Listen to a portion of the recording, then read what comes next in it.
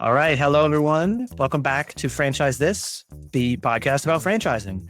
Today, I have Kelly Amshoff with me from FranChoice. And Kelly helps people find their perfect franchise match, something that may not be as simple as it sounds. And you don't just want to close your eyes and pick a business that sounds good. So today, we're breaking down exactly what it really takes to find a good franchise fit and have Kelly share with us some of the inside scoop. Kelly, welcome to the show. Hi, thank you so much. I'm happy to be here. Yeah. Yeah, as you stated, I've been a consultant for the last several years. I've been around franchising for a while. I'm sure we'll get into that, but all ends of the table. So I know what it's like to look at it from a franchisee, as a working with emerging brands, as a development rep, as a consultant. So, yep, happy to be here and share any experience and advice. Awesome. Yeah. So let's kick off with, how did you get into franchising? I always find those stories interesting because it's not really like something you grow up and say, I want to be a franchise consultant, right? So how did you end up here? Yep, absolutely. So, very ironically, I am a musical theater background person and fitness. So, it was always theater and fitness. I was musical theater major in college, moved to Chicago years ago, had an agent, did lots of stuff here. So, I think that the theatrics background that I have definitely Mhm. steers into being able to sell and talk to anybody and never know a stranger. But I had a big fitness chapter of my life, and I still do. I own my own fitness company.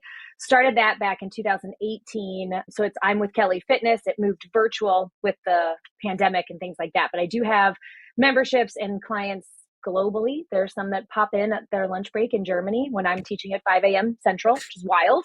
But so I know what it takes to be a small business owner and start things from scratch. And you make a lot of mistakes and you have complete creative freedom, but you are an island. And if you wanted to call anybody that was doing similar things to you, you can't because they're a competitor, right? So you're Right. kind of on your own. But how I got into franchising, a good friend of mine, Nick Sheehan, who is still in the franchising world, Nick, if you're listening to this, all the love. He called me in 2021, right outside of the pandemic, and he was a Cycle Bar franchisee, but he also opened his own company called Rep'em, which is still in existence and a fabulous franchise service organization. But I thought he was calling me to talk about Cycle Bar and how we were going to pivot things in the fitness world coming out of COVID. And he actually was working on a brand that was called Ellie Mental Health. And he was like, hey, I really would like you to bring you in my team as a director of development. And I said no. It was a hard sell for him. I was like, no, that's okay. I don't know anything about it. No. But he brought me out to meet his team, brought me out to meet the franchisor, and I fell in love with it. And I love the brand. I love the owners. I love the founders, the leadership team. So I did that for several years and learned the ins and outs of franchising. I had been around it with Cycle Bar and with Orange Theory and a lot of the fitness brands that I knew, but this was a really wide scope. So it was a lot of travel. That was the main thing that I couldn't ever get really comfortable with. I have two small Mm. daughters, and traveling every other week was really tough. Yeah. So that's when I pivoted and made the life change to go onto the other side of the fence. Instead of developing, I became a consultant so I could be at home. And I can talk a million other reasons of why consulting fits my personality better. But that was how I got into it. I definitely owe credit to Rep'em and to Nick Sheehan for sure.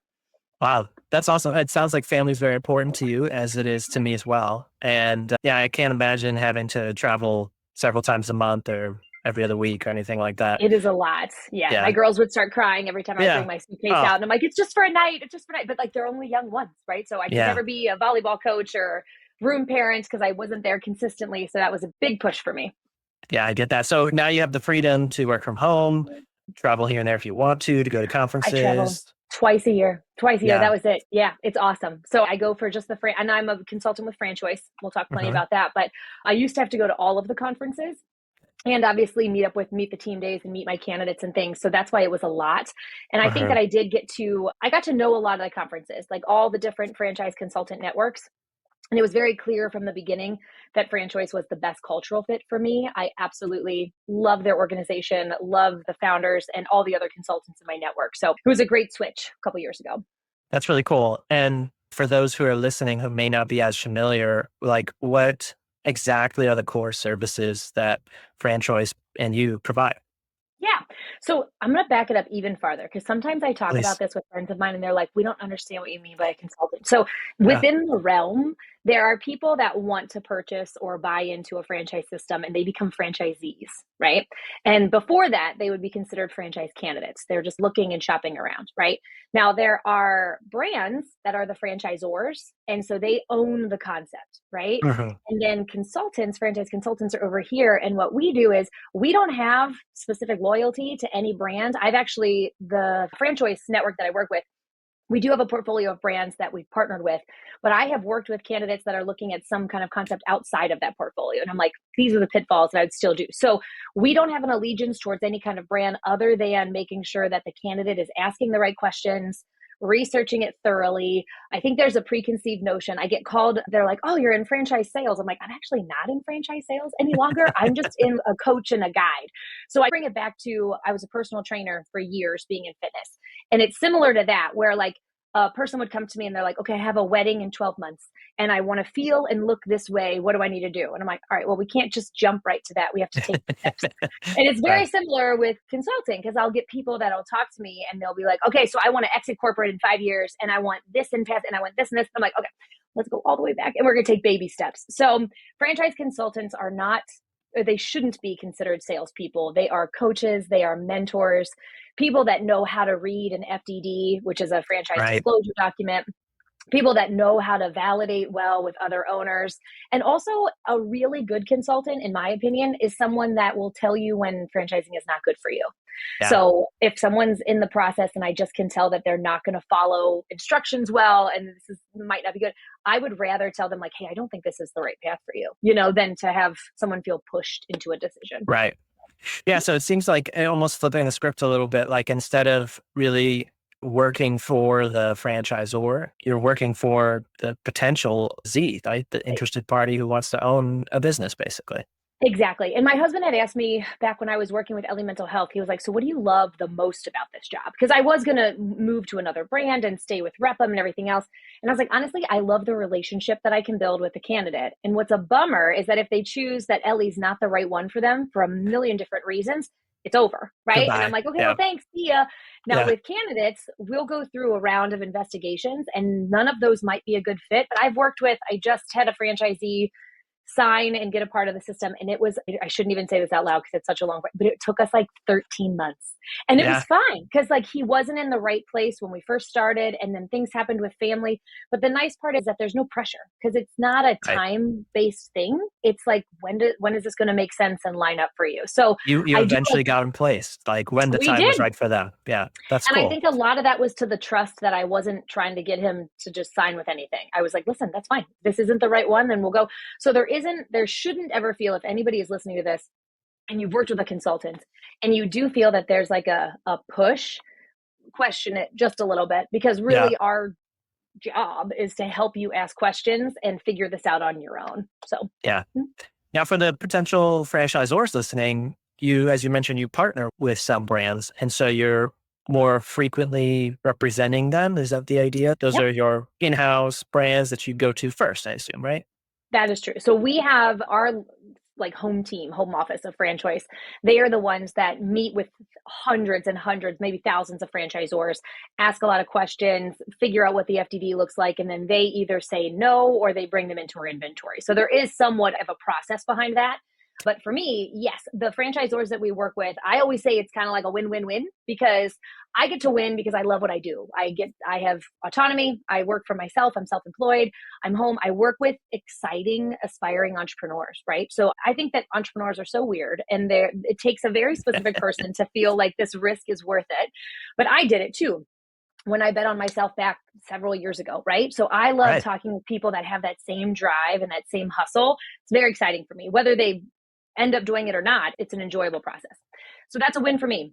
It's a win for the candidate because they're no longer just using ChatGPT, right? And Googling and trying to figure out what Entrepreneur Magazine said is a trend, right? They have someone that they can be very transparent with. And that's kind of a sounding board. I have been called a therapist more times than I'd like to admit, where people are like, oh, thank you. I feel like I just needed to get I'm glad I got to get that out. Yeah. exactly.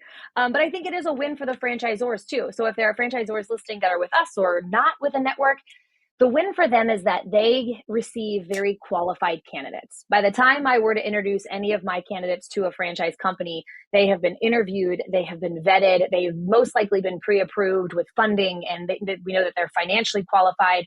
So it's a lot different experience than a franchisor that's just receiving organic candidates through like a Google search. We have Right. no idea what 5 questions those people clicked on, right? So they no longer have to have an internal recruitment department because they look to us. As I always say, I'm kind of like an executive recruiter, right? So I just try to match make and place people where it makes sense. That's really cool. And what are some of the misconceptions that people have when they first come to reach out to you or to other franchise consultants? What are some of those common concerns or misconceptions that they might come with? Yeah, I mean, there's a lot of white noise, right? There are Yeah. so many millions and billions of LinkedIn messages that go out, right? So that people are like, "Are you interested in franchising? Are you interested in franchising?" So Yeah. it It's not. does. Yeah. I do think it comes across sometimes as a little bit of a sale, right? And Yeah. even just to engage with people. So my favorite candidates to work with are referrals. I absolutely love referrals. I've worked with a ton of people this past year that are friends of mine or had known me through a family friend or are in Chicago because that's where I live with my family, but also past placements when they send me someone, they're like, actually, my coworker found out that I was doing this and they're really excited. Those are the best people because it's so less pushy. But Yeah. there is an aspect of marketing and making sure that people know who you are on LinkedIn and reaching out and things. So I do think the common misconception when people get approached by a consultant is that we have something to sell. When really it's not that we're trying to sell you a business. We should be trying to show you what our process looks like. And this is how we can help you. Now, if you want to engage in that or not, that's totally fine. Because I don't know if I mentioned either, our services are completely free. So we never charge candidates to work with us at all. That's just not the way that it works. So whether you find a franchise or not, there should be zero fee paid by the candidate to the consultant. So That's a big thing. And I imagine yeah, like one of the red flags if you're seeking a business like this, if you're a candidate and then someone's charging you for that advice, that's a big yeah. concern, right?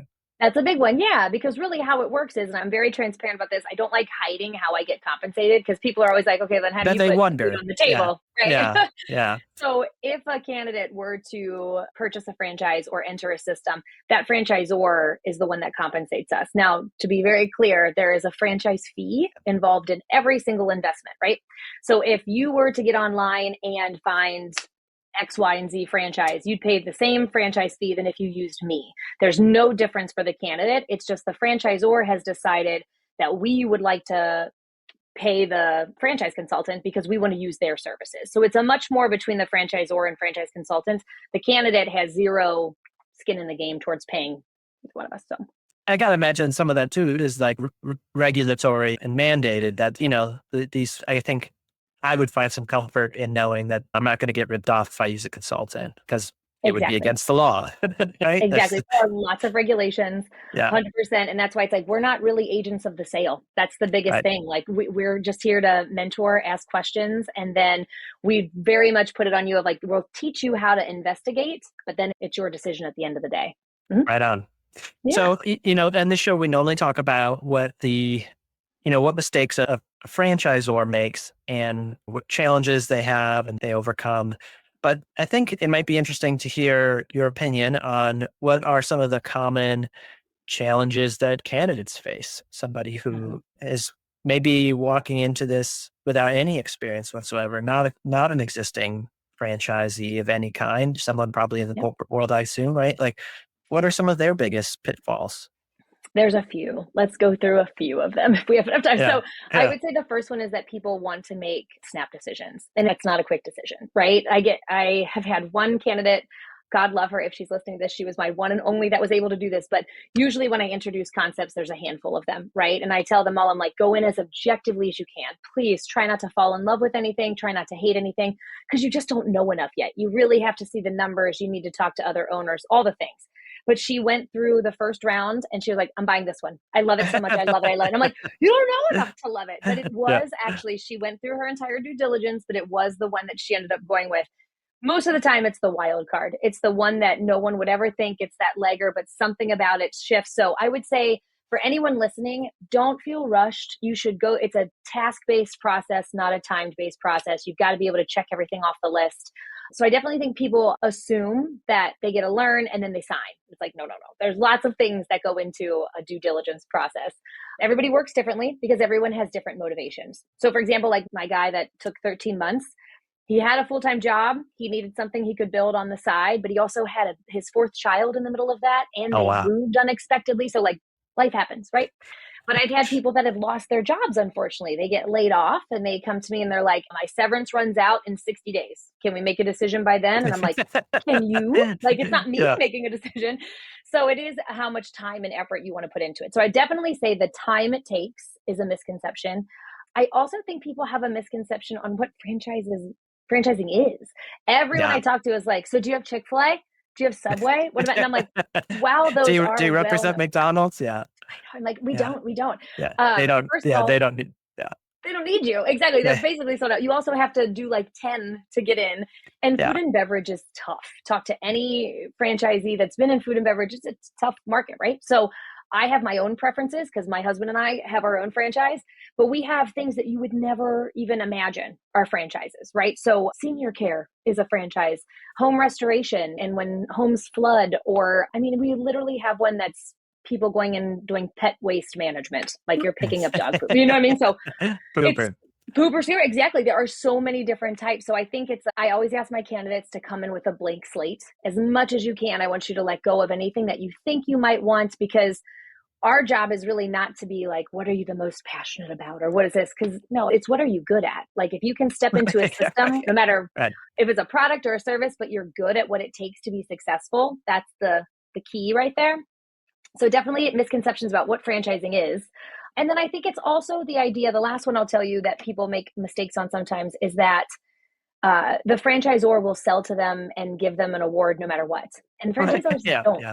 You have to be awarded. Like people think that as long as you have a wallet and a pulse, they're out to get you, right? And they want to sell you into their company. But the worst day in my job is when I have worked with a candidate for like weeks and weeks or months and months, and then they go to meet the team and they don't get awarded. They're not a cultural fit, or they say something inappropriate, or they weren't prepared, right? So it doesn't happen often, but it does happen. And that is a really hard day. Yeah. So I think people have to realize this is a two-way interview. Like you need to show up wanting this franchise, but they got to show up wanting you too, because that's when the most successful franchise relationships happen. So. Yeah, that's so important. As I've spoken to other franchisors and we've done our own campaigns of marketing for individual businesses, it's always we're telling the franchisor, you have the cookie, you have the thing that somebody wants, and you may not give this out to everybody, who Exactly. has a pulse and a wallet. So Yeah, and it's, they shouldn't really. yeah, no, they No, shouldn't. I tell Exactly. my parents, I'm like, you don't want to be in a system that is literally just handing it out like it's no big deal. You Yeah. want to know that when you enter a system, these are similar people to you that have similar skill sets and that they've been vetted, So It feels good to be chosen out of a bunch. So yeah, I agree. for sure. I agree. It's interesting. So is there some shared experience or mindset or financial readiness you think is really important for a candidate to have to be successful in finding a good franchise? Yes, I do. And so before I became a franchisee myself, and I shouldn't say that because it's my husband. I have been very clear with my husband that this is your thing. Like I own my fitness company, I own my consulting. I'm like, I'll walk you through the process, but this is yours. I would say that until we Oh, had hold our on a second. funding, Were you your husband's consultant? I don't recommend it. So it's like when they say like you shouldn't be your spouse's doctor or you shouldn't be your spouse's trainer. Don't do it. I should have, but I was like, Yeah. that's fine. We'll work together. We both have a little bit of alpha personalities too, so that was interesting. But we survived. He's doing well. But I Very will good. say, before we had our funding strategy in line, it kind of just felt like a pipe dream to me. I've talked about this a lot with my candidates where like you assume like, yeah, we've got liquidity somewhere, or sure, I can get a loan and this. But until you know like what you're pre-approved for, we did, and there's lots of funding strategies too, as a good consultant will educate their candidates, but we did a HELOC, right? So we had to wait and we had to get our home appraised and we had to see, but once we knew, we were like, oh, so we have this much, and this is how much the item 7, the investment is, then it started to feel really real. And I've seen people that on paper have really high net worths, but it's tied up in stuff that can't easily be liquidated. So it's like you Yeah. come into this thinking, I can afford anything. Yeah, give me your most expensive. But until you really get that funding strategy in line, we don't really know what's possible. So that's a very early step in my process. I meet with the candidates, get used to them. And then before I really even introduce them to concepts, I'm like, hey, we should get your funding strategy. Just start it. Like, let's understand what your starting point is. I think it takes a lot of the fear out as well, because people, then it's a reality. It's not like, well, I hope I can afford that. Maybe it's Yeah. that you really can. So it sounds reminiscent almost of the process of working with a realtor. Like, let's make sure this is what your budget is before I start showing you homes. Like, exactly. Because I yeah, don't want to, it's the same thing as like, I don't want to be offered a dream home and have that in mind when I go see everything else knowing I can't afford it. Same thing with businesses. I don't want to show yeah, somebody a business that's out of reach by several $100,000 just because we didn't know what they were capable of. It's also similar. I love that you bring up the real estate analogy, because I'll tell people sometimes when we're in our consultation, it's kind of like when you go and describe your dream house. Like, I want a wraparound porch. I want 3 bedrooms, 2 baths. That's what candidates are allowed to do. They're allowed to tell me, like, this is my dream business. And I can't guarantee I'm going to check every single box, but I am going to say, like, okay, this is our starting point, and this is what I'm going to try. We're going to try to get as close to that mark as we possibly can. So I was just going to ask you, what is the process of narrowing it down? So people have a wish list. They come to you saying what they do want to work in food and bev, or they do want to work in home services, or they want a business where they don't have to be there more than 20 hours a week or something, right? Like, that's the type of stuff. exactly. Or Yeah, so once we meet, how the whole thing works is we have like an initial call. So if anybody is listening to this, feel free to have 15 minutes blocked off on my calendar, ask questions, and I'll ask you questions too, like, why do you really want this? Because sometimes it's just a fun idea, but it takes work. Any consultant or any person in the world that tells you owning a business doesn't take work is lying to you. It takes a lot of work, right? It's worth it for the right people, but it's hard work. So I would say we have initial call. We decide if we want to work together or not. Sometimes it's just a personality fit. I honestly have other consultants in my network that are really good friends of mine that have different personalities and skill sets, and I'll introduce them candidates. Like, if I meet with somebody and we just are not gelling, but my friend Ray is really good with guys that are golfers and live on the East Coast, I'll be like, hey, Ray, this guy's for you, not for me. So we do that yeah, too, because you want to make it a good fit, right? But yeah, after the initial call, we do a consultation, and that's where I ask 1,000 questions. And I want to know all those things. Like, what are the motivations behind owning a business? What will this business get you in the long run? Is this more income? Is this more time with your family? Is this generational wealth? What are we doing here? And then it's all the logistics too. Like, what kind of employees do you want? Do you want blue collar, white collar, skilled, unskilled? Do you want to be open 24 hours a day, or do you want 9 to 5? Also, the funny thing is too, I'll get people all the time that think that I would do fitness because they know my background, right? And so they're like, so do you own a gym? And I'm like, no, I have small kids. And if you've ever been to a gym, it's nights and weekends, right? And early mornings. Those are right. times I want to spend with my family. So what we do is my husband and I own a water mitigation franchise, right? Like, it's when apartments in Chicago flood, we go and we help fix it. Never in my wildest dreams did I think I was going to own a restoration company, but Yeah. it fit our lifestyle for 1,000 reasons. But that's what we try to teach our candidates. Like, you might come to me and say that you really want to own a children's enrichment or a fast food or fitness. Those are like the big trendy ones. But really, maybe you don't want a brick and mortar. Maybe you don't want a high lease if you're living downtown Washington, D.C., So it's kind of like Yeah. crafting that. Right. So there's lots of different buckets that I have to understand before I can funnel down from the hundreds of brands that we have. But yeah, it's fun. It sounds like you're asking a lot of like whys, like, Yes. you like this? Why do you like that? Tell me more, and try to Yep. really just pull that out of It's people. really funny. I have a sign up on my wall of my office that has who, what, where, when, and why. And I got to go through those over and over. Like, well, who does this going to affect? Like, who's going to run the business? Is it you? Is it a manager? Is it your spouse? And then, like, what do you want to get out of this at the end of the day? And when is a good time for you? Like, why is now a good time? That's a big one. Because a lot of times people just want to know what's out there, but this isn't Uh-huh. actually the time that they Just want to do poking. this. Yeah. Yeah, which is fine because you're not going to know until you know, right? But I talk about that. I'm like, when do you think you're going to be ready to make a decision? And then when do you want that business to open? Because if it's a home based, that's like 45 days. If it's a gym, that's 9 to 12 months. So it's Right. kind of making sure they understand all the different intricacies of it. Very, very interesting. Yeah.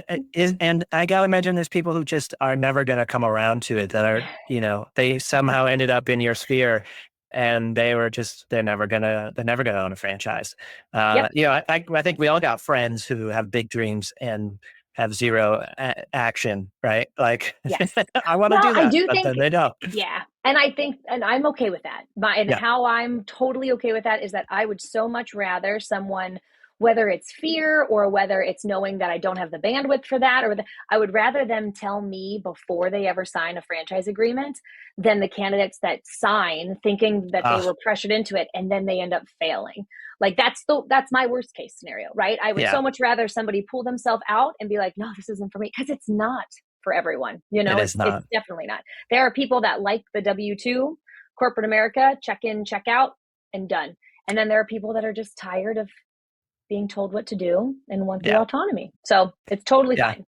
Yeah. I was going to ask what were some of the red flags of a candidate, but I guess they're not even necessarily, they're not even, I don't know, maybe you would agree and call them red flags, but it sounds like the way you're describing it, like, it's okay for somebody not to be a good fit and to move on and find It something is. But else. Sean, does that Yeah. mean I haven't ever fired someone? No, I have. I absolutely. So there are times, like, I think you can tell very easily if somebody is not really going to do this if they don't prioritize your time. If they're like, Yeah. yeah, I'll schedule with you in like 6 or 3 weeks or 6 weeks, or I Yeah. have this or this.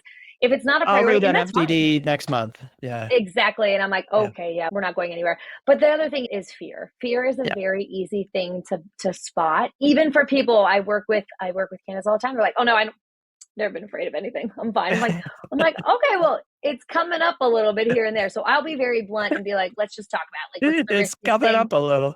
Coming up a little bit.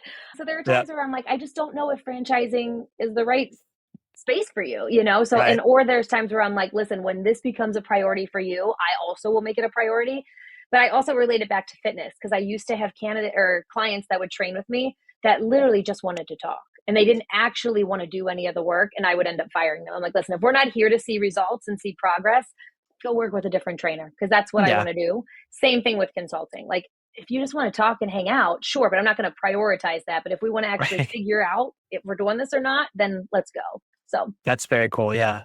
And how do you, going back to what you said earlier too, about balancing an emotional interest against making the logical decision? Like, how do you get people to back away from something they think they love? Like you brought up yeah, fitness or someone who's like, oh, I really want to own a fast food or a daycare. Or like, how do you convince yeah, them they're wrong and that they should open up a water restoration business? yeah. It's your who, what, where, when, why. You Yeah. push until they come. So if somebody comes to me and they're like, I really want to own a McDonald's, I'd be like, okay, well, why?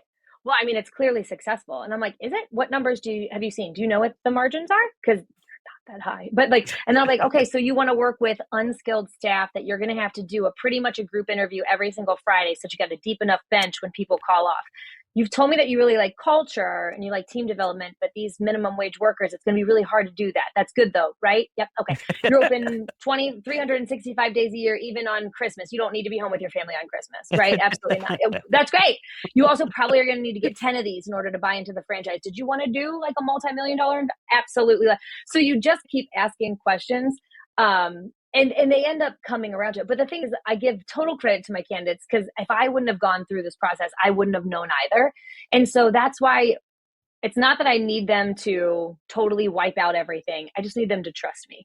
By the end of Right. the consultation, I hope that they trust me enough to be like, okay, Kelly's going to bring me things that make sense. We're not just throwing darts at the wall. And that's what when I do introduce companies to them, before I ever even say what the names of the companies are, I say, these are the characteristics you told me that you're looking for. These are the skills you have. This is the market you live in. And this is our investment range. Everything I show you fits those. So whatever product or service it is, look past that and see the mechanisms of how the business works. Because we talk about that all the time. Like, nobody's excited about, there's an article that I've sent out before that I got from another consultant called Passion. Is it a friend or a foe? And it was about a woman that Man. bought a laundromat and her family was very against it. And they were like, what, are you passionate about washing people's clothes? And she was like, no, I'm passionate about real estate, and I'm passionate about machines being my labor force, and I'm Yeah. passionate about not really touching. So it's that kind of mentality. But that's all coaching that we do throughout the process. Super good. Yeah. I would be curious what buckets I fall into now that I think about it. Like, I'm like, I don't even know, like Sean, when are I you went saying to that you want to start, work together? And when yeah. I, when I started a business, I didn't think about it that way, like I just thought, I think, have you ever read the book, The E Myth? I have not. Is it a Oh, good it's one? a good book. It's but Okay. it's super old and has been rewritten a couple times. But it's basically this idea of the entrepreneur myth, and somebody who did a trade and then said, "Oh, I could do this better than my boss," or like, "I don't like my boss, so I'm going to do it myself." And then that's how they started a business. And then they didn't realize that entrepreneurship is pretty much anything other than the tactical skills of doing the work. But when I set out to do my business, like I was like, "Oh, I could do these skills. I have these skills. I can do these things." And then Yeah. that's how it went. So I think a lot of people enter business that way.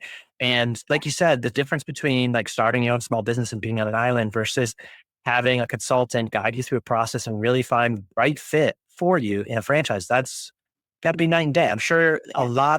I would wonder, but I imagine you have a lot higher success rate than the average business, like Yes. versus like Joe Schmo starting a small business. I imagine that franchises, that's one of the reasons why they work so well is like you're helping them make sure it's right for them before they start. Yes, and that's true to the consultant's point, but there's so many other factors that make franchises statistically higher success rates.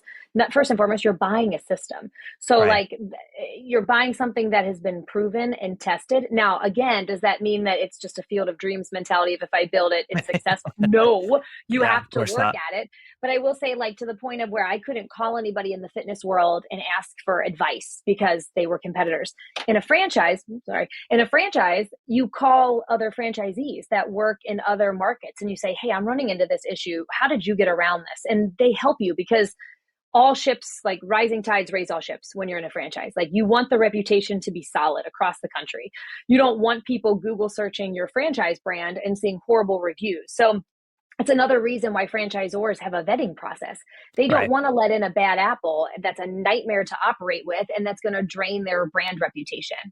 Other reasons why franchises are just statistically more successful, you have national brand recognition, Of you course. have vendor partnerships where you're getting a lot of the sales and the products and everything like that at a wholesale cost, and you have a leadership team that, and all franchisors are different. Some are very hands-on, some are a little bit lenient and pulled back, but I always tell people it's kind of like playing in a sandbox. It's your business. You get to make the day-to-day decisions, you get to do the staffing, you get to do the marketing, all those kind of things, but you have guardrails. You have people around you that are looking at your numbers and that are checking in and making sure that you're successful. So there's a, like, if my I'm with Kelly Fitness failed, no one was calling me. No one was going to be like, "Are you good? Right. Do you Right. need me?" Like, no one was. But at a franchise, they're there and they pick up because they want you to be successful. But those are things that you should Huge. validate when you're discovering the different Just not every brands. franchise too is probably like that. Yeah. Yeah. There are red flags to look at. Yeah. And we talk through that, like in the FDD, the franchise disclosure document, there's ways to look and see like how fast did they grow? How many franchise locations closed last year? Like we talk all through the pitfalls and things. And it's hard because it's not my opinion, right? Like I have a Right. specific risk amount. So if I have a candidate that's like, "I'm good with all that," I'm like, okay, as long as you know. Like my thing is like, I'm not going to make the decision for you, but I want you to make it with your eyes wide open type of Right thing. on. I think the audience of this episode is going to be really interesting because it's going to be a mix of potential candidates and franchisors, but we're often hearing from people who are aspiring franchisors. So not Yeah. even in either of the two categories, but I'd be curious about your insights here. Is there any types of franchise that are showing most growth right now or surprising trends you've seen in categorically in the franchise space?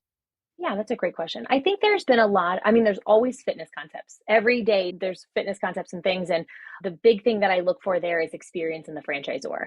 Like if you have No. a franchisor that has specialized in like a chicken franchise and all of a sudden they're like, "You know what, I really want to get into boot camps or something," I'd be like, "All right, wait, that's Yeah. yeah." So I would look at the experience of your franchisor, but there's always like there's a lot of the dirty businesses. Like we call those the steady eddies that are really awesome and that do serve a niche. Like there's pest control, there's gutters, there's roofing, there's landscaping. So there's always interesting concepts. The cool thing about our network is that we meet twice a year, once in January, once in July, and we get to hear from every single franchise in our inventory. So we Wow. get to hear from the existing ones that we've been working with for 30 plus years. And then we hear from anybody that's brand new, right?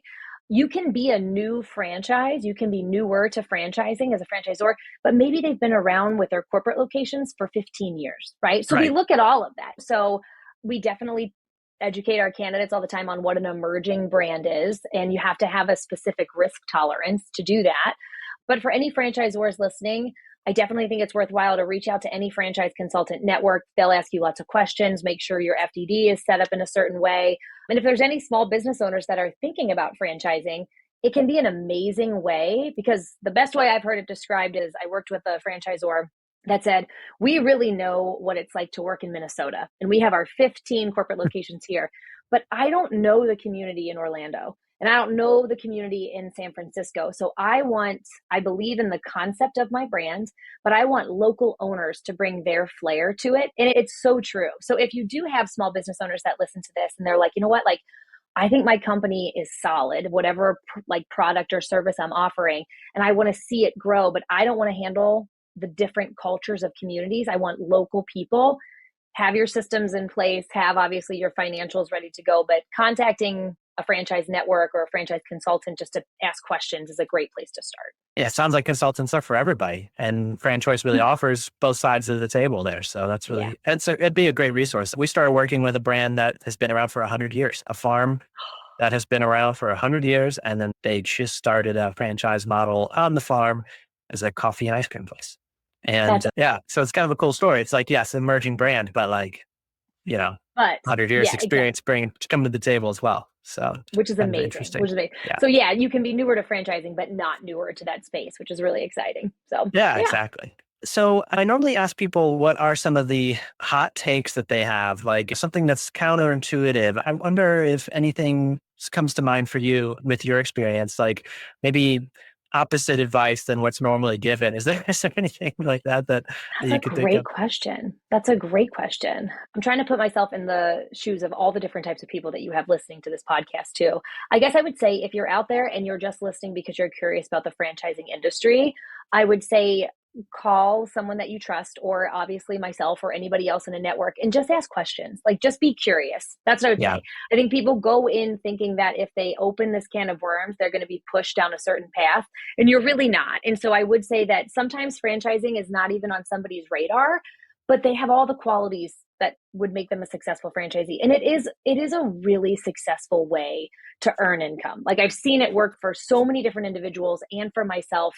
And I think that it has a bad rep. I really do. I think sometimes when people hear franchising, they have their own preconceived notions. So I guess my biggest hot take would be curious about it. Read some books. There's amazing literature out there about franchising, the things to do, things not to do.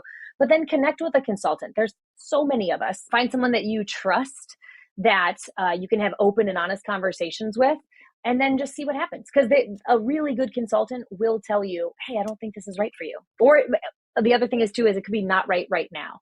But you know what? Right now, I don't think we're there. I don't think we have enough financially to make you qualified and in a safe place. Let's give it a couple of years. Come back to me, So I think the more you know, like, here's the rainbow, the more you know. But the more you know, the better your decisions are going to be. So if you're tired of corporate America, if you're tired of following somebody else's orders and you want that autonomy, franchising it's a really great place to explore. That's what I'll say. I think that is a good hot take. I mean, ultimately, there's probably consultants out there who want again, warm body, who's got some money in their pocket. And there's franchisors who want the same. But I think that's a really good approach. It's like, like you said, your worst day is when somebody takes on a franchise that they're really not ready for and has to, isn't successful and loses potentially quite a bit. So, okay, I have a new spin on things we're going to try out today. It's a franchise Mythbusters, true or false. So just rapid fire. First answer that comes to mind, true or false, you have to be rich to buy a franchise. False. You do have to have some money. Like, that's the thing. Like, you can't come in and be like, I have $5,000 and I want to own a guy. You're not going to own a franchise. You might be able to start your own, but you do have to have some financial qualifications, but you do not have to be super, super ultra wealthy. False.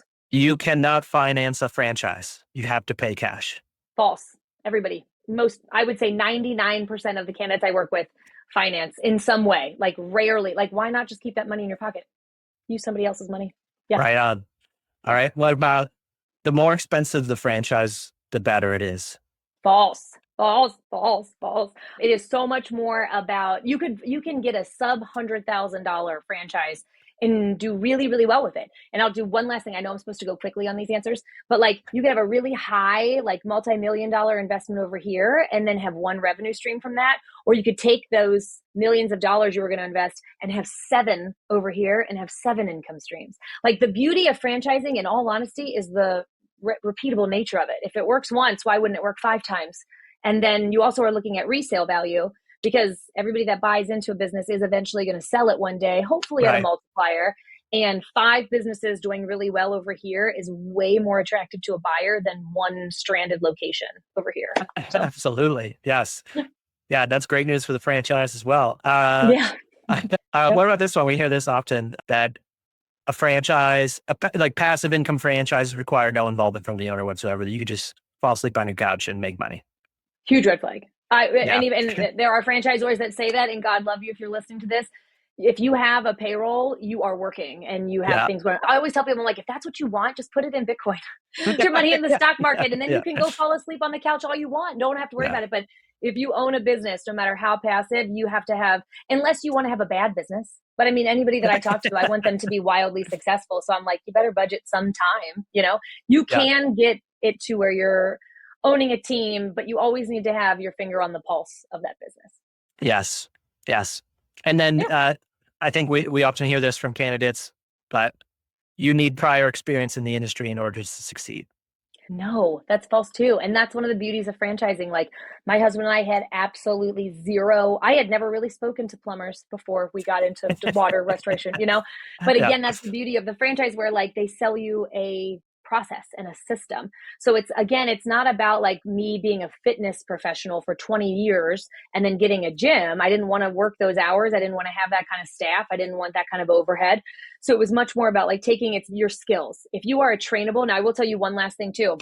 There are 2 different types of entrepreneurs.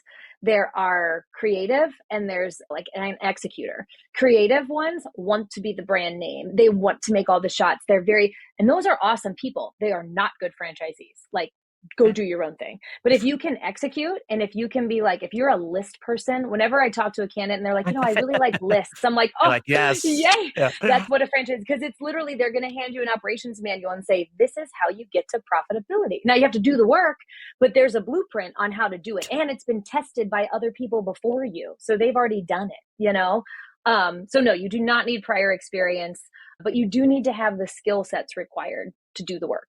So. Very good. Yeah. By the way, it sounds like you have read the E-Myth, because that's a big portion of, they talk about the visionary entrepreneur. Yes. So those types probably, do not make good franchisees. They do not. And you can tell that. If you want to reinvent the wheel, then the same for you. Then go do it. But why would you pay your franchise fee for somebody else's wheel if you just want to make your own wheel, So, And I have those conversations. I've had a couple of consultations that we cut early where I'm like, you know what? I think you need to go with this on your own. You need to do this on your own route. And usually everybody's grateful for that. They're like, okay, thanks. I'm like, let's just save ourselves a lot of time, because this is going to be a headache for you. So, yeah. All right. Last one. The franchise model, the idea of franchising, the way that people franchise hasn't changed. It's the same as it always has been for decades. False. I really wanted to give you one true one, but no, that's false too. I think really strong franchisors are leaning into AI. There's a lot of franchisors that know AI is here to stay. And so they're having it help with their inbound call centers, and they're doing AI reception instead of a minimum wage employee working there. So those are working with the times. Franchising does change. I think that even in the course of a small lifespan, sometimes you'll have a franchisor that starts out that says you have to have 2,000 square foot for this, but then they find out that somebody in Manhattan did it in 900 square feet and they're still profitable. So I think things change and evolve, and I think that's a good thing. So I would say that's a myth. Yes. All right. Yeah. Well, Kelly, it's been excellent having you on the show. I super appreciate your unique point of view and all the things you bring to the table for everybody who might be listening. If somebody is interested, either a franchise or franchisee candidate, how could they get a hold of you? What's the best way? Absolutely. And thank you for having me. This was super fun. I cannot believe we've been talking for this long. It felt like 10 minutes. So for me, they can absolutely get on to, first and foremost, I know everyone's heard me reference FranChoice. If you go to FranChoice.com, I am the very first consultant listed. Thank God my last name begins with an A, right? Woo, I love SEO. that. I know. But also my website is imwithkellyfranchising.com. That's an easy way. But I'm also on LinkedIn under Kelly Amshoff. So there's lots of different ways to find me on the web. Excellent. Again, so great to have you. As anyone listening, remember we release our episodes weekly. That's anywhere where you can listen to podcasts, Spotify, Apple, YouTube, anywhere else, LinkedIn clips you'll see. And stay tuned, and we'll see you all next time. Thank you.